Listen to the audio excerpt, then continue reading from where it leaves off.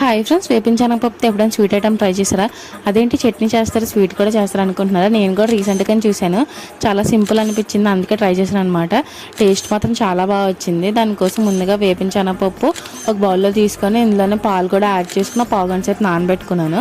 తర్వాత ఒక mixie jar తీసుకొని అందులోనే ముందుగా నానబెట్టుకున్నాం కదా పప్పు, అది యాడ్ చేసుకొని మొత్తం మిక్సీ పట్టేసుకోవాలి. తర్వాత స్టవ్ ప్యాన్ పెట్టి నెయ్యి యాడ్ చేసుకుని డ్రై ఫ్రూట్స్ అనేవి యాడ్ చేసుకొని మంచి గోల్డెన్ కలర్ వచ్చేదాకా ఫ్రై చేసుకుని పక్క తీసుకోవాలి.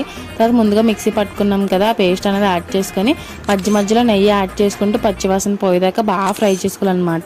మనకి మంచి అరోమా వస్తుంది, అప్పుడు దాకా ఫ్రై చేసుకోవాలి. ప్యాన్ నుంచి చూసారా అంత ఈజీగా సపరేట్ అవుతుందో, అలా నెయ్యి కొంచెం ఎక్కువగానే పడుతుంది, మనకి మైసూర్ పాక్ ఫ్లేవర్ తెలుస్తుంది అనమాట ఈ స్వీట్ అనేది. అలా ప్యాన్ నుంచి సపరేట్ అయ్యేదాకా ఫ్రై చేసుకొని తర్వాత ప్లేట్కి గ్రీస్ చేసుకోవాలన్నమాట. నెయ్యి అనేది గ్రీస్ చేసుకొని ప్లేట్లో వేసుకొని బర్ఫీ కింద కూడా కట్ చేసుకోవచ్చు. Please like, share and subscribe to మిట్రీ sub YouTube channel. Follow అవడం మర్చిపోకండి.